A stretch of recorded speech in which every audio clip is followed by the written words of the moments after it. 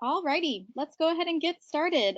Hey everyone, thanks again for joining us. Thanks for taking time out of your day to listen into this webinar. Really cool content today. Today we have David O'Connor joining us from all the way from California, the San Diego Zoo. So really excited to have him on today.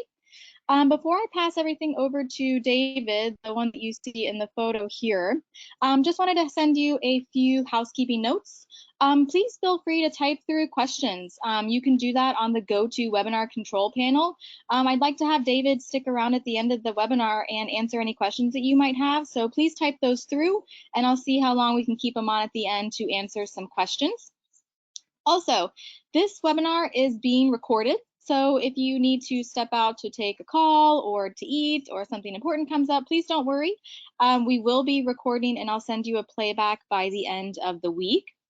We would really appreciate for you to send this along to your colleagues or anyone that you think might be interested in the topic that we're talking about today. But I'm going to send everything over to David. Again, David, thank you so much for joining us. We're really excited to learn about all the projects that you're doing with the San Diego Zoo in Loisaba and Lewa in particular. But David, I'll give you the stage. Thank you so much, Jessie, and hello everyone. And just to add my thanks to Jessie's for taking the time out and letting me share some of the stories of our work in Kenya and elsewhere around giraffe. I may have met actually a few of you at the APTA conference that was in San Diego a few years back. I think I gave a brief talk there. So good to virtually reunite with some of you. So today we're going to be talking about obviously giraffe.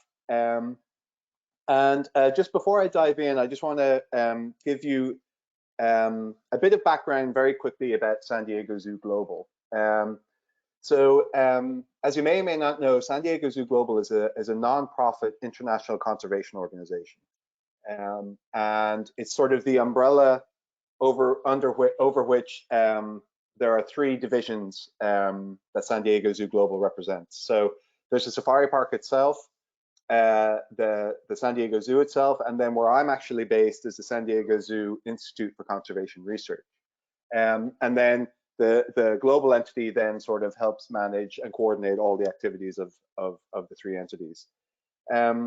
We work in 52 countries and on 6 continents. And we collaborate with about 350 partners. We do have a lot of work in Kenya, especially in northern Kenya, on various species, partnering with Loisaba, Lewa, Northern Rangelands Trust, and others. But today, of course, we're going to be focusing on giraffe. And as a quick summary, there's sort of 4 main themes that we focus on with our giraffe program.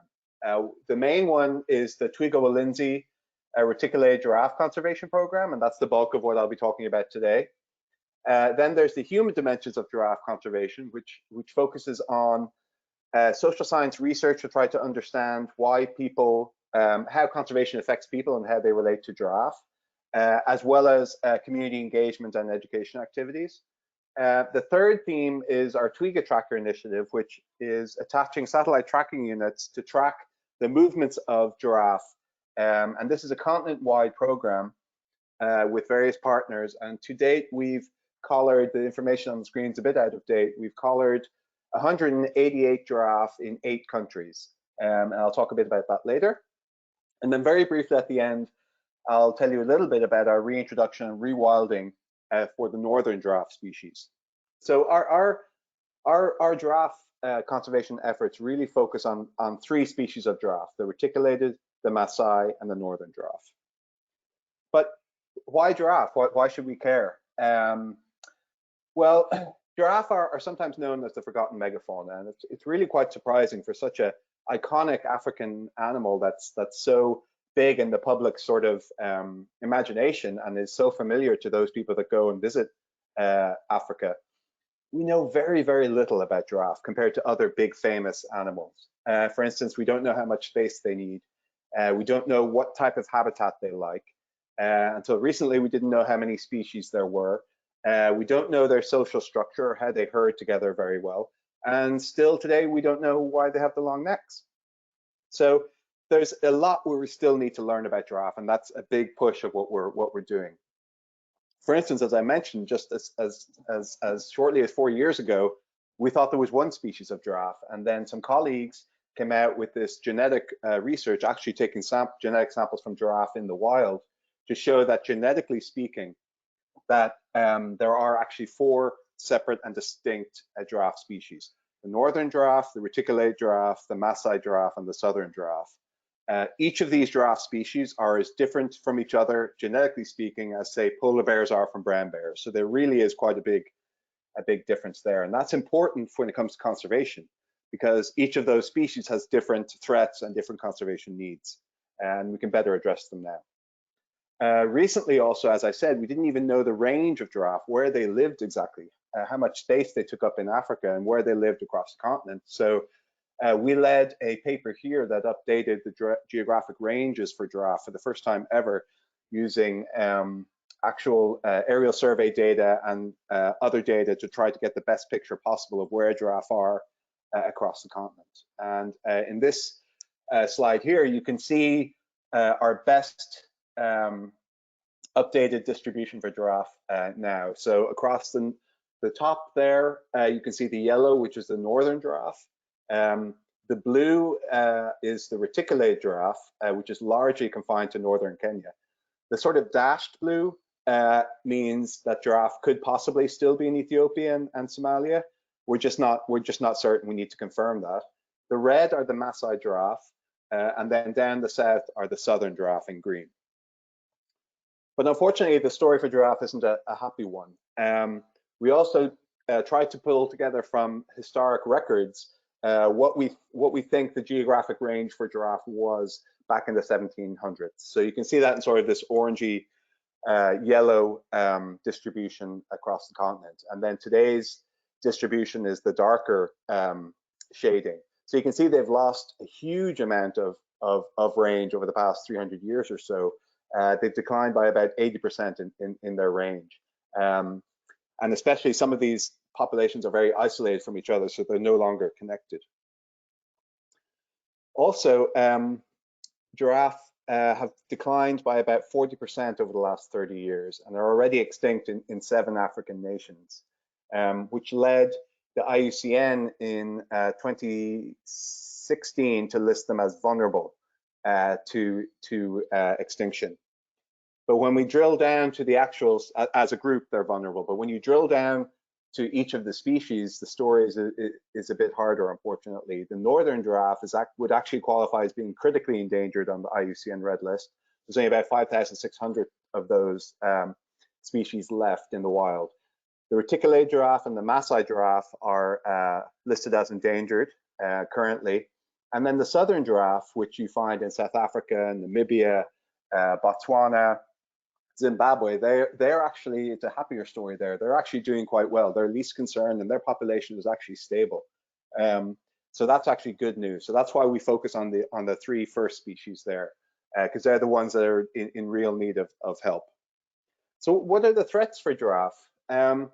Like many other large mammals, they're threatened with similar threats. The big one being habitat loss, land degradation, climate change or climate chaos. And then in certain areas, poaching is really, really quite severe in certain patches across their distribution. Also, there's even more threats coming in from human development. If this is a map showing their current distribution, again in the dark shading, and those different colored lines are either current or planned mega infrastructure developments across Africa.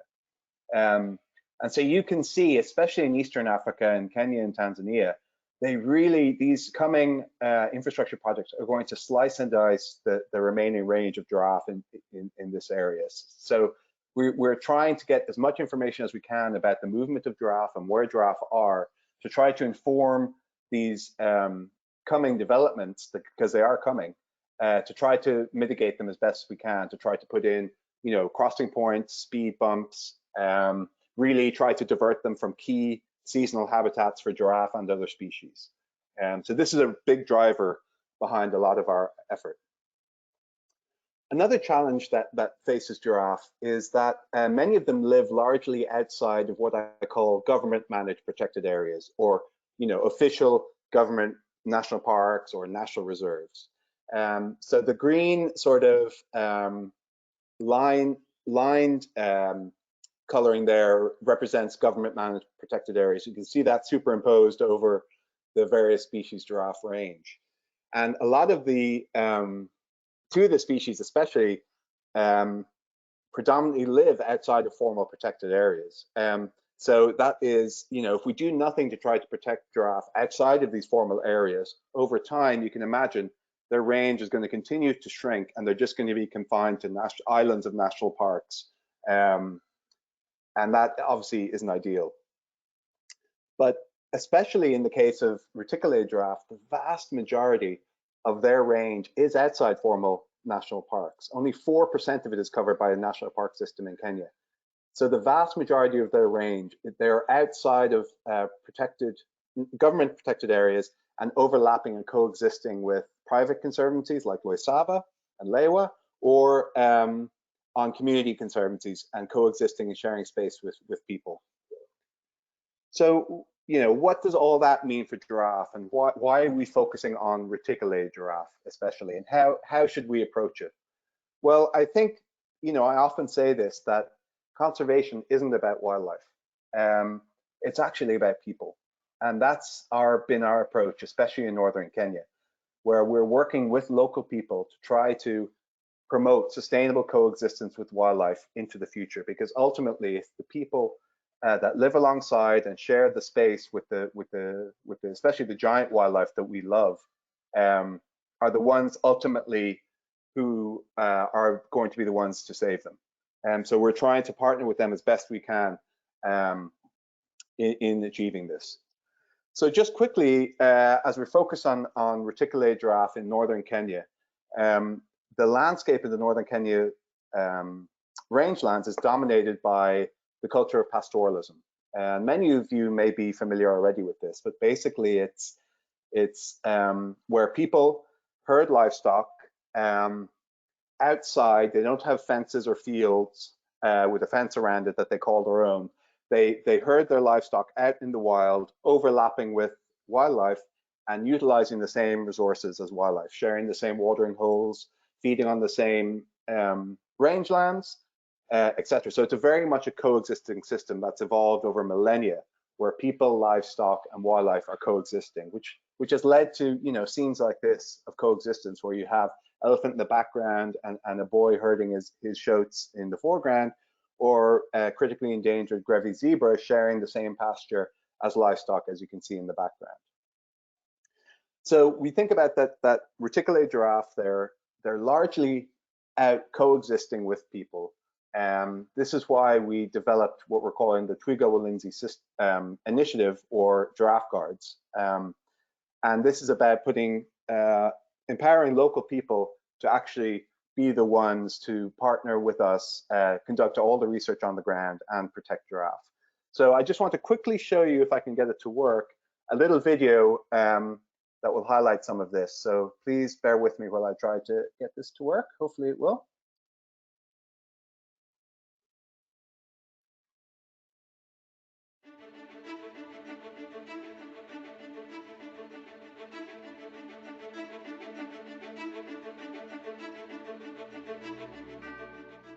In 2016, along with several partners, we began a small pilot project called the Twiga Walinzi, which is Swahili for Giraffe Guards.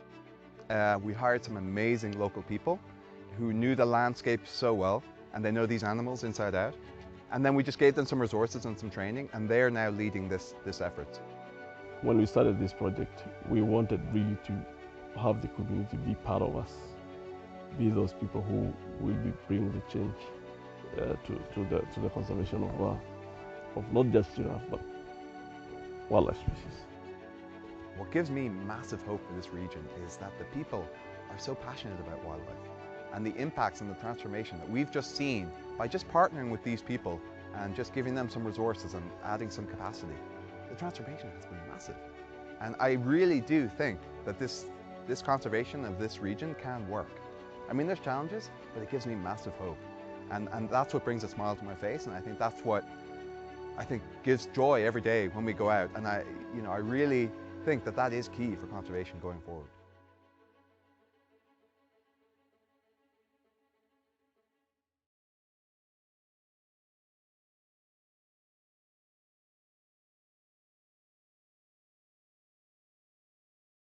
So hopefully that worked. So that just gives you a little bit background about the Twiga Walinzi initiative, which is a joint initiative with Lewa, Loisaba, and other partners in northern Kenya. Currently, the Twiga Walinzi team, we have 16 people working on the ground at several sites in northern Kenya. And then about 3 or 4 of us in San Diego are working to help coordinate this program as well. So this is an area where the Twiga Walinzi are working. We're working across about 20 conservancies in northern Kenya at various degrees at the moment, including, as you can see, Loisaba and Lewa and some other conservancies you might be familiar with. And again, our big focus is outside of national parks. We're not working in any national parks really, because again, where we can move the needle in conservation are on these private conservancies and community conservancies. So our 2 sort of bases of operation, one is on Loisaba itself, partnering with the Loisaba team there. And then the other is Nature Conservancy further to the north east. But then we also, from there, we operate in some of the conservancies around those sort of hubs. So there's several activities that the Twiga Walinzi team do on a regular basis. One of the big ones is they conduct photo monitoring, which means every day they go out and record the locations of giraffe on specific driving and walking transects. And while they're there, they're getting the group size, the sex ratio, the age ratio, things like that. And then they're also taking geolocated images of the right side of giraffe, sort of like these images here. And the reason we do this is that each giraffe's pattern is like our fingerprint. So each giraffe can be uniquely identified through its unique pattern. So we upload those images into Giraffe Spotter, where we have pattern recognition software that will analyze the photos and then identify individuals based on coat pattern automatically. So we can then track individuals where they go each time we re-meet them, and also who they're herding with at that particular moment. And this is hugely important because it helps us understand where are the hotspots for giraffe, what areas are they using most in which seasons, and that then helps direct our conservation efforts going forward. You can see some of the hotspots here for giraffe inside Loisaba, and that shifts during the season. And then it can also help direct the anti-poaching rangers to focus on those areas when there are threats coming in. It also allows us to identify the population of giraffe that we're working with. So here are some of our early estimates. We're still finalizing our population numbers for the areas where we're working, because a lot of these don't have fences, so animals are moving in and out. But slowly over time, we're going to build up a huge database of known individuals that will be of massive benefit for conservation going forward. The other big activity that the Twiga Walinzi do is utilize trail cameras, which are basically, many of you I'm sure are familiar, where they're remotely operated cameras where when an animal crosses in front of it, it clicks the infrared beam and it takes a photo of the animal. And so it allows us to monitor huge areas without even having to be there. So the Twiga Walinzi team manage those cameras, take them in, put the batteries in, put them out, and rotate them, things like that. So here's the camera trap grid we have in Loisaba. We have about 80 sites that we continually monitor with camera traps. And then here's the grid on Loisaba. You can see it's a bit smaller because Loisaba is 1 million acres, and at the time we didn't have a vehicle. But just earlier this year, we did get a vehicle for the Namanyuk team. So we're changing how we're sampling in Namanyuk. But of course, we're not only, our trail cameras not only get images of giraffe, they get images of all wildlife. So we're able to share our images with our partners, such as Owasso Lions when there's lions, with Save the Elephants when there's elephants, or Space for Giants, and then also with the Brave Zebra Trust, etc. So we get images of elephants, giraffe, wild dog, striped hyena, cheetah, gerenuk, lion, more giraffe. And so we're getting actually thousands and thousands and thousands of images from these cameras. So, you know, if I was to sit there and just try to go through and identify the animals in each photo every day, you know, I'd go blind very quickly. So we actually started an online citizen science project where we upload all the images that come in from Kenya, and we put them online and invite people from anywhere around the world to go online and help us sort the images. So you can go on to Wild Watch Kenya and it will show you a photo. There's a quick instruction video, show you a photo, and then you can identify that as a gray zebra or an elephant or nothing in the photo or livestock. And so to date, we have about 19,000 volunteers from around the world working on Wild Watch Kenya, and they've already classified and processed 1.5 million images, which would have taken us years to go through on our own. So that's been a huge benefit for our work. So here's my plug. Feel free to write down this web address, wildwatchkenya.org, and while everyone's stuck at home and missing the African bush, please feel free to log on and give us a hand. Another big aspect of what we do for giraffe is support the anti-poaching teams. As we all know, that's vital in protecting the wildlife we care about. So we do help support the community anti-poaching teams in the places where we work, such as Loisaba and other places. But then we actually fully support a crack anti-poaching team called the 9-3 anti-poaching team, which is a small mobile anti-poaching team that's focused on the coastal area near the Somali border of Kenya. Some of you might be familiar there. You can see Lyndsey and Lamu there, and it's sort of along the northern bank of the Tana River. So we wholly support their operations financially because this area especially is a big hotbed of bushmeat hunting and giraffe poaching as well. So that's a big area where we throw support. And I was also saying that we don't know where giraffe really are living.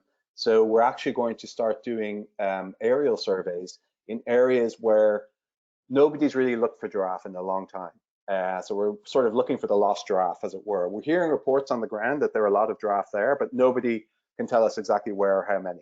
So we're hoping, obviously we can't do it this year, but our next big aerial survey will be in Garissa, which hasn't been surveyed for wildlife in probably 12 to 15 years. So we're going to focus our areas around Wajir and around the northern bank of the Tana River, which will give us a really, really good insight on where giraffe are and other wildlife species and how many are there. Because I have a feeling that's a very, very important area for reticulated giraffe. Another aspect of our work is that we support giraffe orphan rescue, care and re-release. And this is done with some partners of ours, and we help support them. And it's really nice to be able to take some of the knowledge, the zoo-based knowledge, and translate it into a wild setting. The people already know how to look after wildlife that come into their care, but they especially, we can help them with some bottles and things like that. So it's been a really, really great partnership.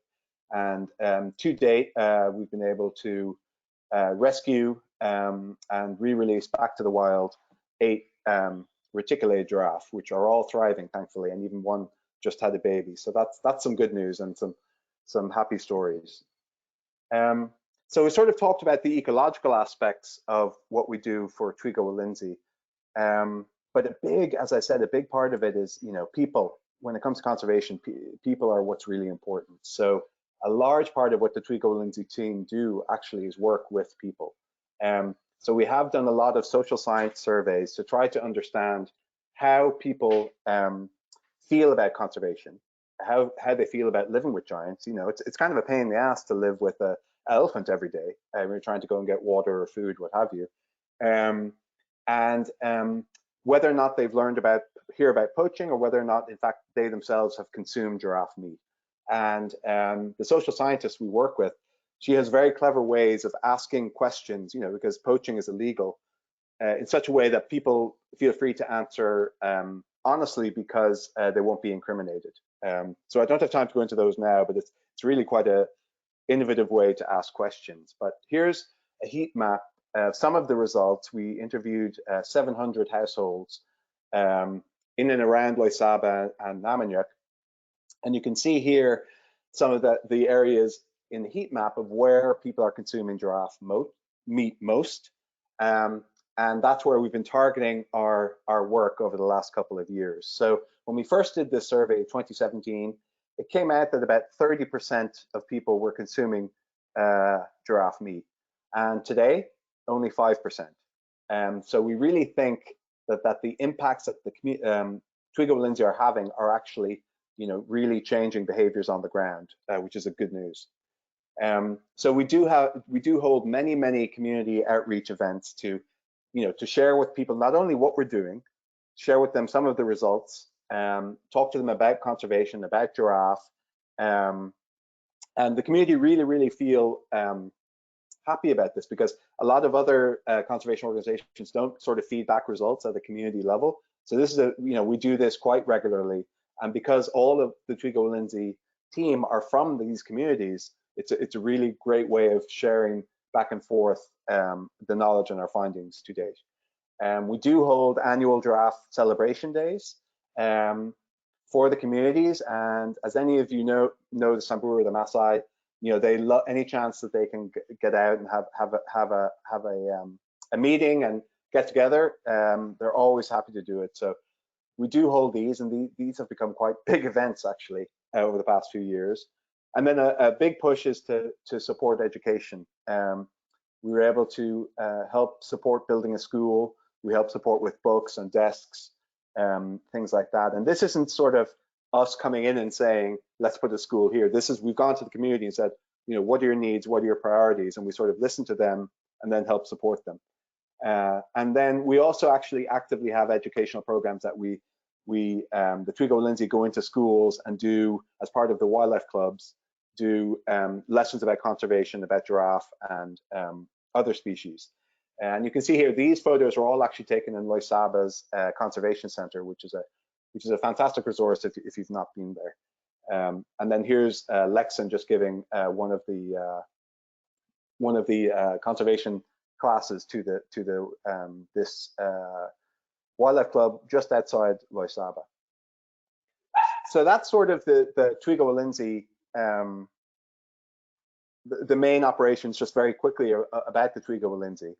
And just to quickly talk about some of the two other sort of pillars of our program, which are the Twiga tracker, the giraffe tracking, and then at the end, the translocation and rewilding. So before we talk about giraffe tracking, I just want to show you another quick video to kind of introduce what this is.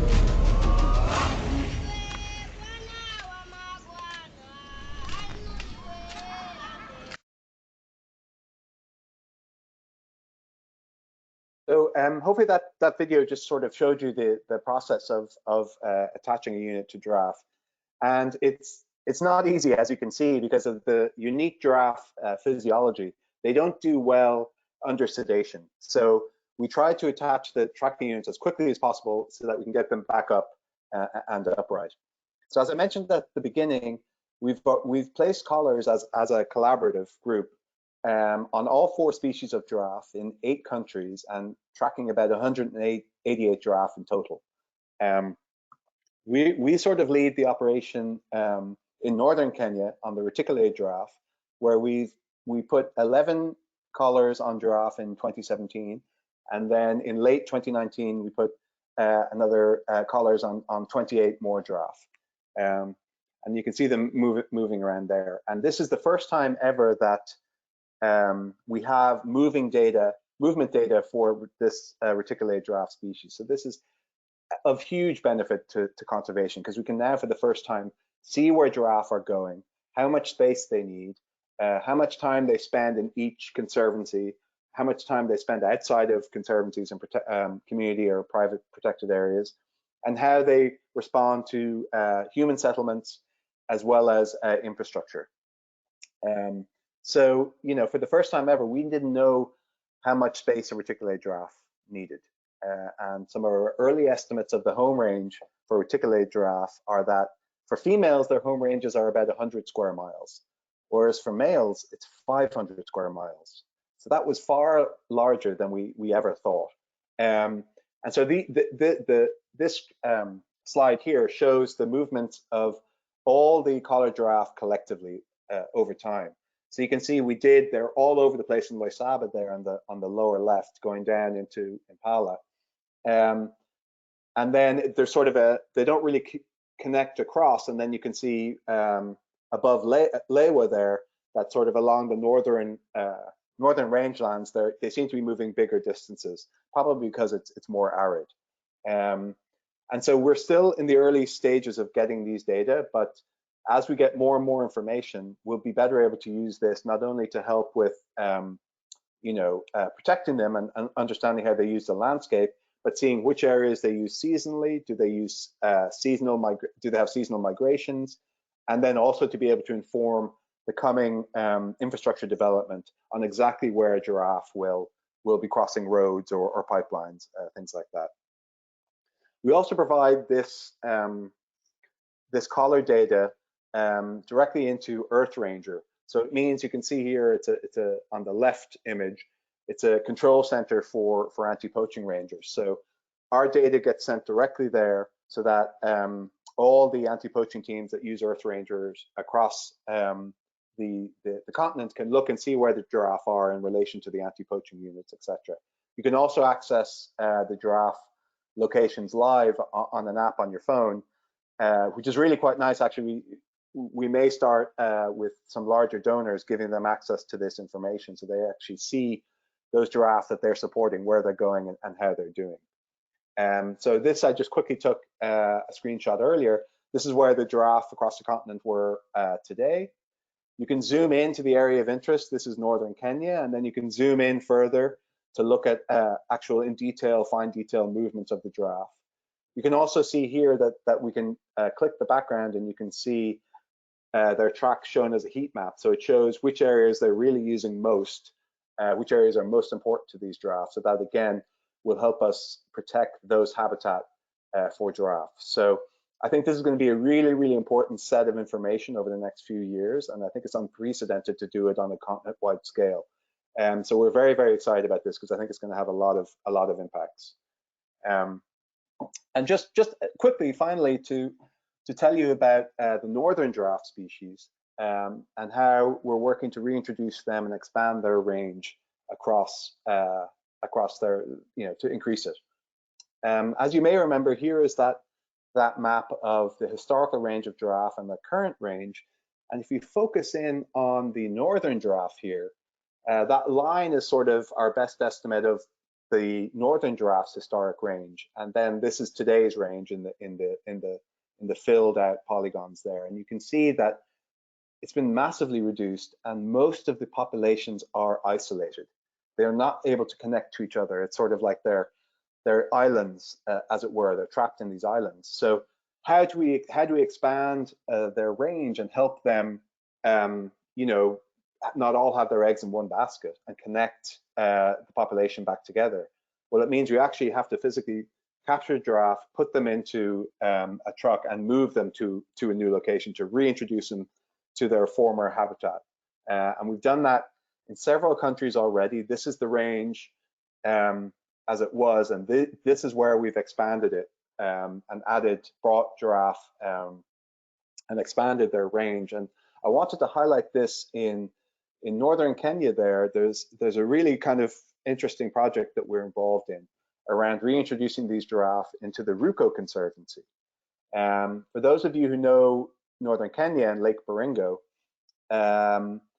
the northern giraffe there have been wiped out on the mainland, and there's a small remnant population stuck on an island in the middle of Baringo Lake that the community have been looking after for the past few years. But obviously that's not sustainable, so we want to get them off this island and back to the mainland and onto Ruko Conservancy. So with our partners, we're helping to construct a conservancy on Ruko. It will be about 6,700 acres, and it will be fenced, and we'll reintroduce about 15 to 20 giraffe, including those giraffe on the island.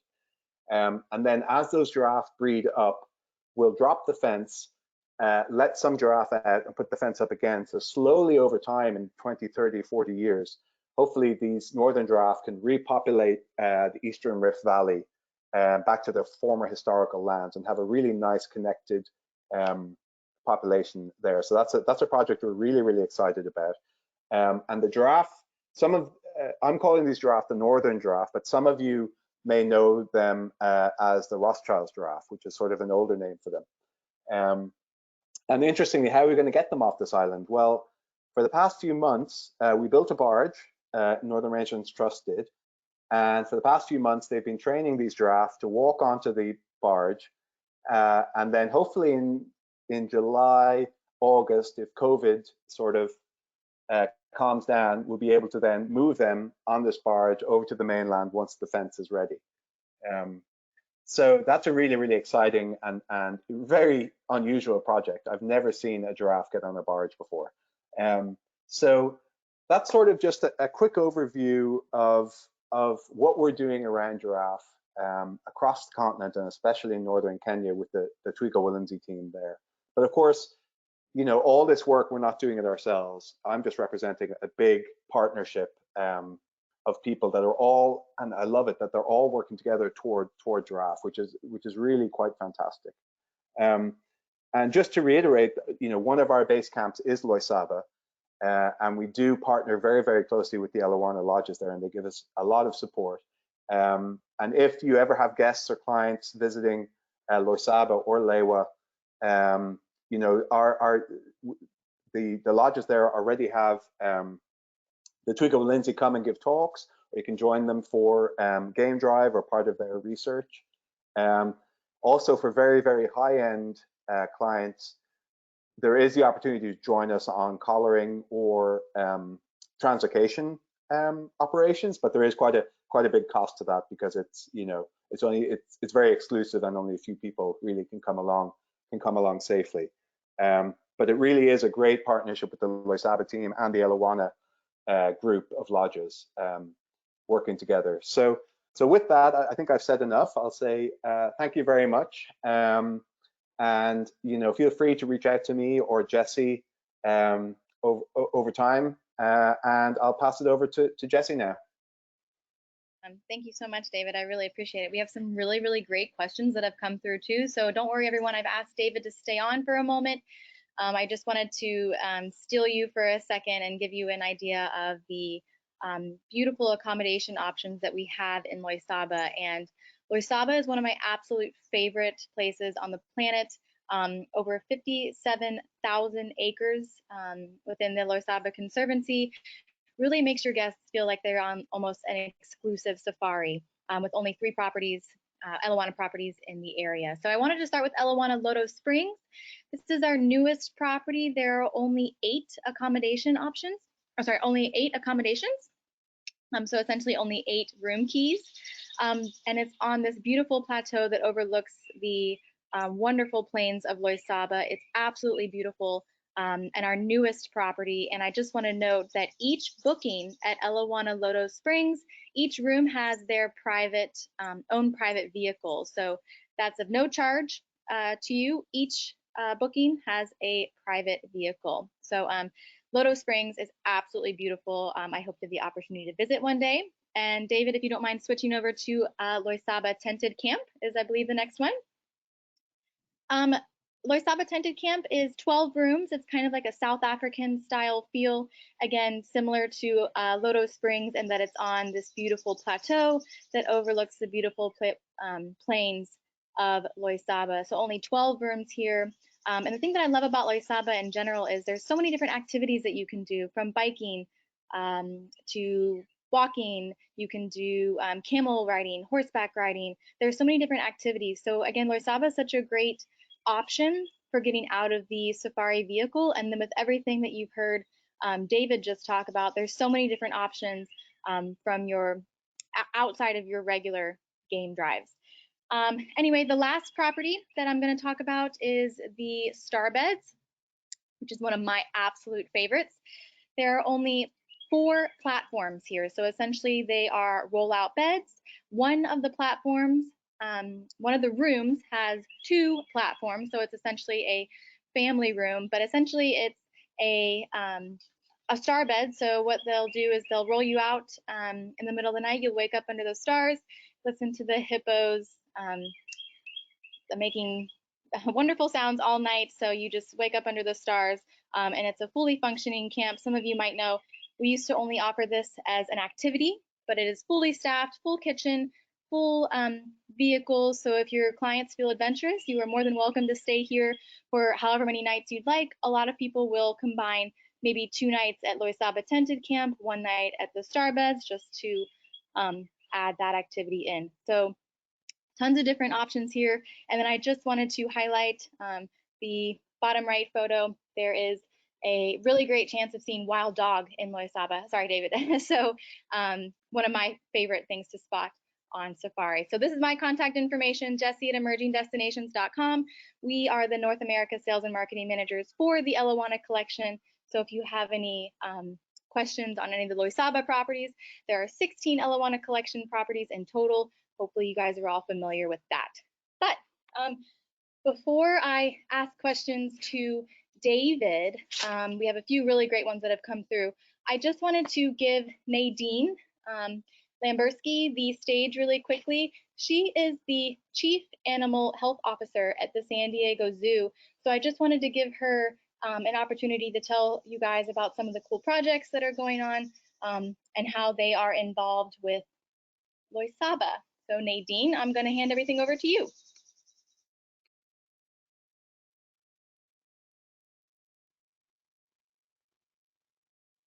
And just make sure you unmute yourself, Nadine. Sorry. There you go. Thank you for the reminder. No problem. Yeah, so it's my pleasure to talk with you just for a couple minutes today. And I'm sure you're all aware that the tourism industry is such an important part of the fabric of Kenya. And without tourism, there really cannot be wildlife in these areas. An example is that the community conservancies rely on tourism for 80% of their operating expenses. And if you could imagine, with COVID-19, these conservancies are really hurting. And they've had to, there's a lot of unemployment, there's a lot of food instability. There's, as David mentioned, increase in bushmeat consumption. And it's such an extremely severe impact on such vibrant communities. It's I wanted to give you and your clients an opportunity to help these communities, and you can donate through San Diego Zoo Global Wildlife Conservancy. You can restrict your donations to Kenya, and you could also restrict your donations to a particular species, such as giraffe, elephant, or leopard. and you can do that on our website. So I just wanted to get that little bit of business out of the way and then tell you a little bit more about our conservation efforts in Kenya. So I'm a veterinarian, and I'm also on the executive team for San Diego Zoo Global, and I'm the executive sponsor for Kenya Conservation Initiative. And this project, we have projects involving giraffe, and David went into a lot of detail, but also projects with leopard on Loisaba, and recently just initiating a project on Lewa Wildlife Conservancy with leopards. We work with elephants at the Reteti Elephant Sanctuary, which I'll talk a little bit more about in a minute. And we've also released elephant calves to the Sarah Rhino Sanctuary, and hopefully some of you have been to that region. Our conservation work also involves Horola, black vulture, black rhino, vulture, and lions in the region. And David gave an extremely broad overview of what he does with the giraffe program. And I'm going to give you an overview of how we organize all of our conservation work in Kenya. And quite simply, we use 4 strategies. So all of our species cover 4 strategies. One of them is directly supporting community conservancies. So we provide funding. Right now we're providing, even in this time of much uncertainty, we're providing funding for those conservancies to just for general infrastructure, to be able to employ people, make sure that they have health care available. So that's our first strategy, is direct financial support. The second one is capacity enhancement. San Diego Zoo Global has been around for 104 years, and we really pride ourselves on our ability to care for wildlife. And because of the changing world and these populations have become so small and fragmented, there really is a need for animal management skills. And so we're able to use our experience in the zoo and apply that to certain situations in Kenya and build the capacity of the communities and the conservationists in the region to manage their wildlife populations. As David also showed, we teach skills to community members, like how to use camera traps, how to look at GIS maps, how to monitor and track giraffe and populations over time. And then the third strategy is the data that's generated from these projects. And that data is based on a need or a question that our stakeholders have, either government officials or other NGOs working in the region. So we try to help generate that scientific data so that there's decisions that are made are based on evidence. And then our fourth strategy to our conservation work in Kenya is youth and adult education. So real briefly, I want to talk to you about one special effort we're doing right now at Lewa Wildlife Conservancy, and we're in the process of building a research laboratory. This is a research lab that will benefit the veterinarians that are based at Lewa Wildlife Conservancy and provide them with diagnostic capabilities that only exist right now in Nairobi. So we were hoping that the lab would be complete by May. We're a little bit behind schedule because of COVID-19, but hopefully by the end of the year, that laboratory will be up and functioning. And it's definitely a place where you can we can bring guests and give tours of that facility and talk about the conservation work. Another place where we're very much involved is the Reteti Elephant Sanctuary, and that's in the Namanya Community Conservancy. And the work at Reteti is ongoing. So they have been minimally impacted by COVID-19. There have been no cases reported yet in Samburu County, and we communicate on a regular basis with those wildlife care specialists and our team in San Diego. And right now we're doing a lot of remote conservation or conservation by Zoom, where because one of our strategies is capacity enhancement, we're trying to continue those activities remotely.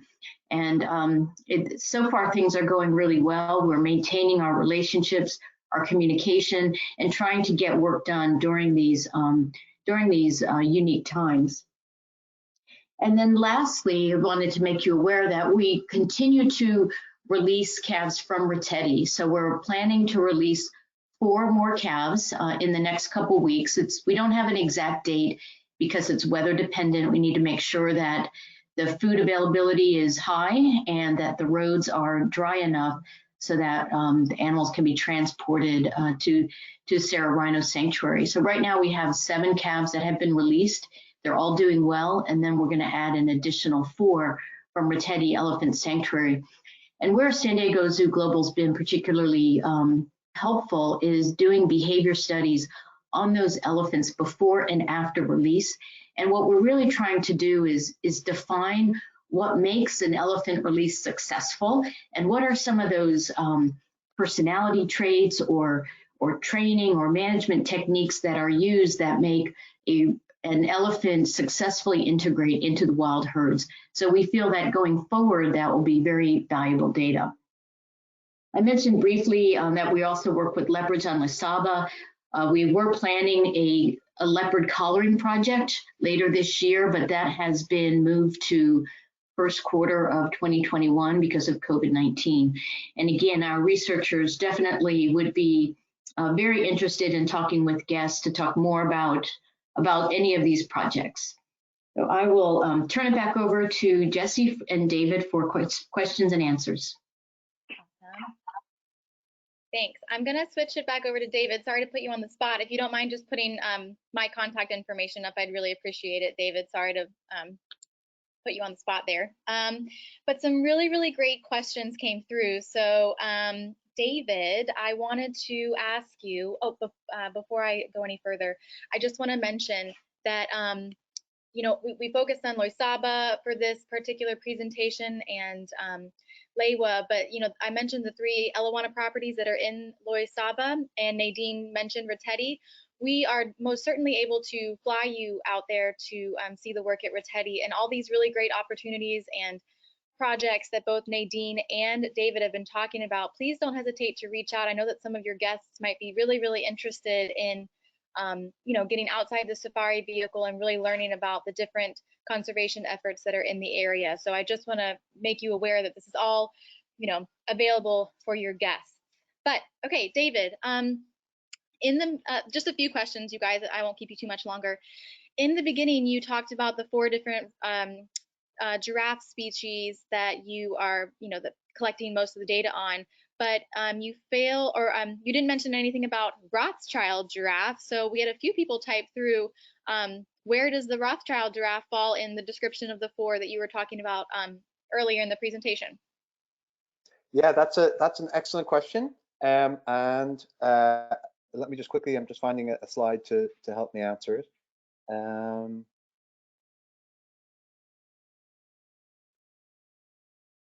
People were very concerned that you didn't mention the Rothschild giraffe in the beginning, and I know that there. I didn't forget them.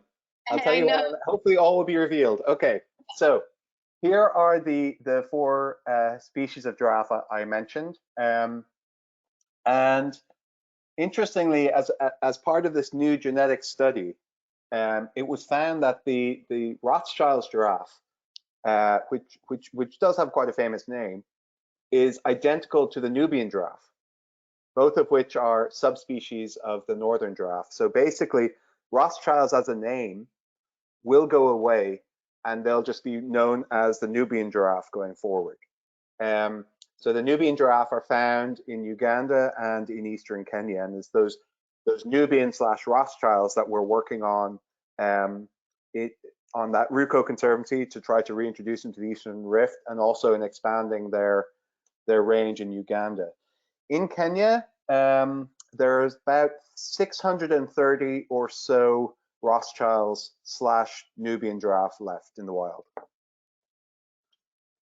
So hopefully that helps.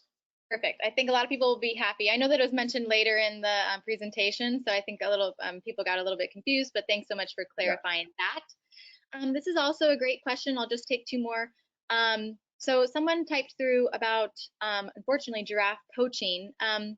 What is the main or the biggest threat to the giraffe? Is it poaching, encroaching of land, meat? Can you just briefly touch on that? Yeah, so I will, I would say that the biggest threat overall to giraffe is habitat loss or degradation, due either to infrastructure development or to overgrazing or to climate change. Those are the biggest threats overall to giraffe. However, in certain areas, like that area I said that the anti-poaching, the 9-3 anti-poaching team was concentrated, in certain patches of giraffe ranges, poaching is a huge threat.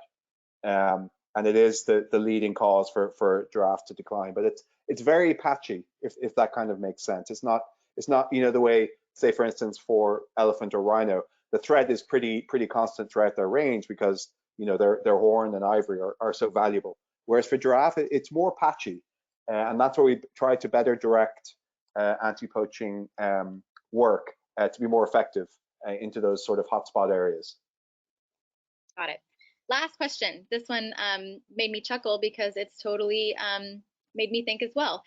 A giraffe is quite a large animal and the neck is quite long. Where are you attaching a GPS unit on a giraffe for the tracking? Oh, I forgot to show you a picture of one. That's a really good question. So where do we attach the tracking unit? So it's a small unit about the size of a deck of cards, and it's solar powered. And we attach it to actually one of the ossicones, which are the horns of the giraffe. And so we figure, since it's solar powered, why not put it on the highest point of the giraffe? And so that's where we attach it. The evolution, because giraffe are so unique looking, we can't just use the traditional collars that go around the neck that you see on lion or elephant, etc., because they simply fall off when they go to drink. So some various other designs have been trialed over the last 10-15 years, but what we call this ossicone unit has been the best design so far. It still can do with improvement, and we're still trying out different attachment methods. And I'm sure it will change as technology improves, but for now, we attach it onto one of the ossicones. Perfect. Well, thanks so much, David. I really appreciate it. And everyone, thanks so much for sticking around. We really appreciate it. I hope you enjoyed learning a little bit about Twiga Walinzi. And I wanted to thank Nadine, the Chief Animal Officer of the San Diego Zoo, for jumping on as well. Again, I put my contact up, or David has put my contact up, Jesse at emergingdestinations.com. On the Elawana, Kelly and Peacock, or Sky Safari side, please let me know if I can pass anything digital information your way. And don't forget that we were recording this webinar, so you guys will be receiving a playback as well. But thank you, Nadine. Thank you, David. Thanks for everyone for joining us, and have a great. Thank you, everyone. Thank you as well.